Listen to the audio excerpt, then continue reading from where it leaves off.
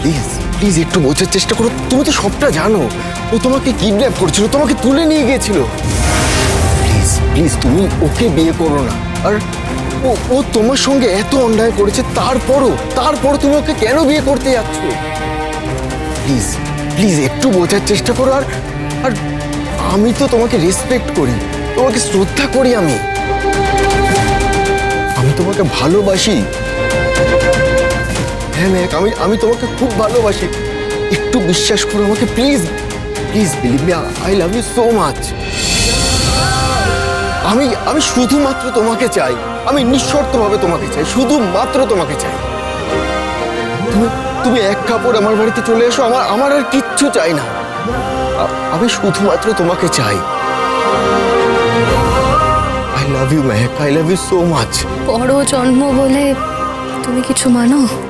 হ্যাঁ, পর জন্ম বলে যদি সত্যিই কিছু থাকে অঙ্কিত, তাহলে সেখানেই আমাদের মিলন হবে। এই জন্মে না হয় নাই বা পেলাম। মেহক, তুমি আমাকে ভালোবাসো? তাহলে কেন এরকম করছো বলো না প্লিজ। প্লিজ এরকম করো না। তোমাকে বোঝালাম যে কতটা অসুখী হব আমি। মেহক, হ্যালো হ্যালো হ্যালো হ্যালো মেহক।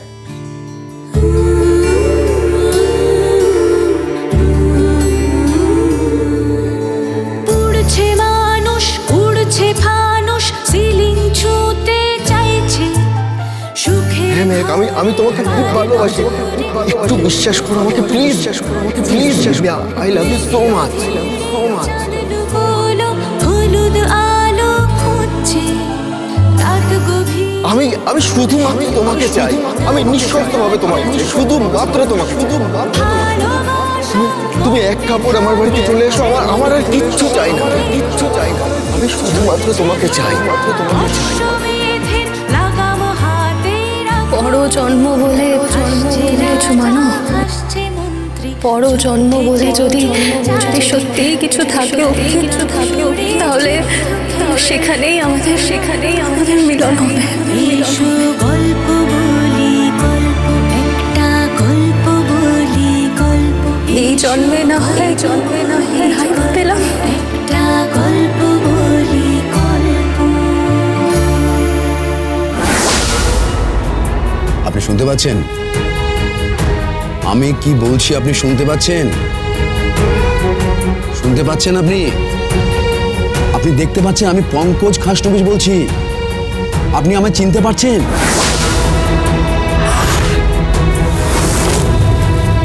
আপনি মনে করতে পারছেন যে আপনার অ্যাক্সিডেন্টটা কিভাবে হয়েছিল?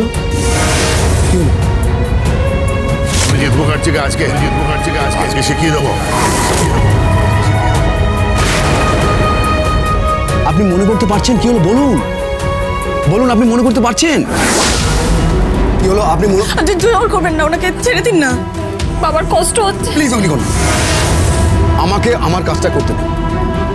সরি, আমি বুঝতে পারছি যে আমি আপনার বাবা, আপনার কষ্ট হচ্ছে, কিন্তু আমি এখন ডিউটিতে আছি। আপনার মনে পড়েছে আপনার সঙ্গে কি হয়েছিল? আপনার মনে পড়েছে বলুন। আচ্ছা ঠিক আছে, আমি আপনাকে মনে করিয়ে দিচ্ছি। আপনি শুনতে পাচ্ছেন? আপনার একটা অ্যাক্সিডেন্ট হয়েছিল। আপনার অ্যাক্সিডেন্ট হওয়ার পরে আপনি জ্ঞান হারিয়ে ফেলেছিলেন, আপনি রাস্তায় পড়েছিলেন। আপনি শুনতে পাচ্ছেন? কয়েকটা লোক আপনাকে হাসপাতালে নিয়ে আসে। আপনি শুনতে পাচ্ছেন অ্যাডভোকেট গণেশ গাঙ্গুলি? আপনি আমার কথাটা শুনতে পাচ্ছেন? সবাইকে শুট করে দেবো।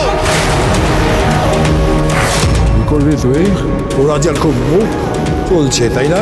রাস্তার কি চাকটা যে মেয়েদের সম্মান করতে জানে না, এরকম বাবা মা শিক্ষা দিয়েছে। ইনি আমার বাবা কিরণকান্তি ব্যানার্জি।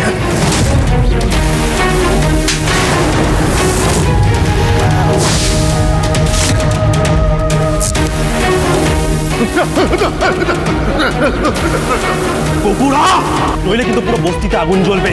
অত মরবে, বস্তি সবাই মরবে।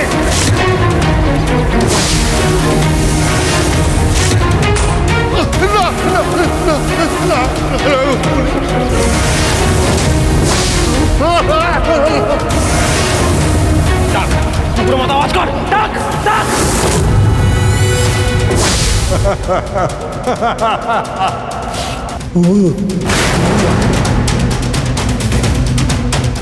ভেরি গুড, আপনার মনে পড়েছে। আচ্ছা, আপনি বলুন তো যে ওই গাড়িটা কি আপনাকে ইচ্ছে করে ধাক্কা মেরেছিল নাকি নাকি নিচে একটা অ্যাক্সিডেন্ট ছিল? বলুন আপনি।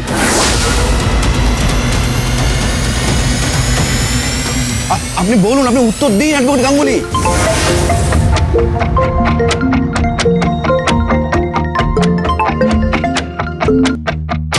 হ্যালো স্যার, হ্যাঁ, যে গাড়িটা অ্যাডভোকেট গণেশ গাঙ্গুলিকে ধাক্কা মেরেছিল সেটা ট্রেস পাওয়া গেছে।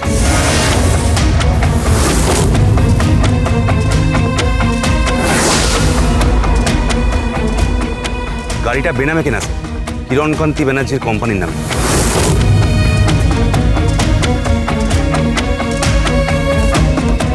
অগ্নিকন্যা, গাড়িটা ট্রেস করা গেছে আর নামটাও জানা গেছে। আচ্ছা আচ্ছা, আপনি বলুন তো যে ওই ওই বস্তিতে কে কে আপনার গলায় বেল্টে পরিয়েছিল? বলুন বলুন, আপনাকে কে কে মারধর করেছিল বলুন। মনে পড়ছে আপনার? প্লিজ গণেশবাবু, আপনি বলুন। বড়বাবু, কাকাবাবু বোধহয় কথা বলতে কষ্ট হচ্ছে, ছেড়ে দিন না। কাকাবাবু যেমন আছে তেমন থাকতে দিন না। আমাদের ওসব জানার দরকার নেই। আপনি সব জানেন, সব জানেন আপনি, কারণ আপনার সামনে ঘটনাটা ঘটেছিল। বস্তিবাসীর একটা লোক মুখ খুঁজছে না, সংগঠিত ক্রাইম, অথচ কেউ সাক্ষী দিচ্ছে না। আপনি নিজে ওখানে ছিলেন, নিজেই তো আপনি ওখানে ছিলেন, অথচ অথচ কেউ কোনো সাক্ষী দেয়নি। থাক না এসব কথা। উকিল দিদি বড়বাবুকে থামতে বলো না। ওরা ওরা সব পারে, সব পারে ওরা। কাকাবাবুকে, বস্তিবাসীকে, সবাইকে মেরে দেবে। চুপ, একদম চুপ। গণেশবাবু, গণেশবাবু, আপনি বলুন, আপনার কিছু মনে পড়ছে? আপনি বলুন, উত্তর দিন গণেশবাবু। দেখো দেখো দেখো দেখো, অ্যাডভোকেট গীতা এলএলবি বাবা কুকুর হয়েছে। আপনি বলুন, কারা আপনার গলায় বেলটা পড়িয়েছিল? আপনি বলুন গণেশবাবু।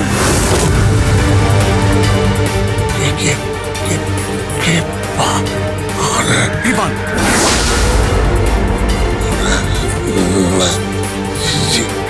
কৃপান ব্যানার্জি।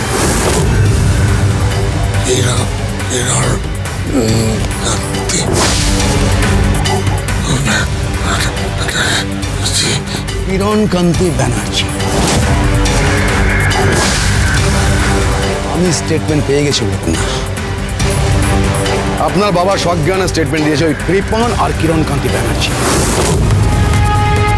বল এবার আপনার কোর্টে, আর আপনি হবেন গেম চেঞ্জার।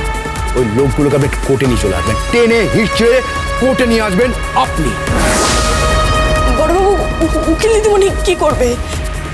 মায়ের দিদি তো কাকাবাবুর চিকিৎসার জন্য বড়বাবুর থেকে টাকা নিয়েছে, আর কৃপান বাবুর সাথে বিয়েতে রাজিও হয়ে গেছে। ও কি বলছো না? আপনি একদম ভাববেন না বড়বাবু, মেহেকের জীবন আমি নষ্ট হতে দেব না। শেষ পর্যন্ত আমি লড়াইটা চালিয়ে যাব। এত বড় অন্যায় আমি হতে দেব না। চ্যালেঞ্জ করেছি আমি অগ্নিজিৎ মুখার্জিকে, এত বড় অন্যায় আমি হতে দেব না বড়বাবু। আমার বাবার এই অবস্থা যারা করেছে না, তাদেরকেও ছাড়বো না, কিছুতেই না। আপনার উপর ভরসা আছে আমার।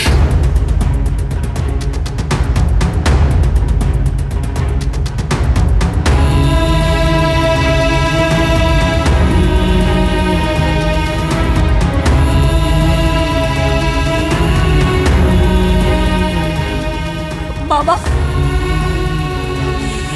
তুমি একদম চিন্তা করো না বাবা, সবাই জাস্টিস পাবে। অ্যাডভোকেট গীতা এলএলবি যতদিন বেঁচে আছে না বাবা, সবাই জাস্টিস পাবে।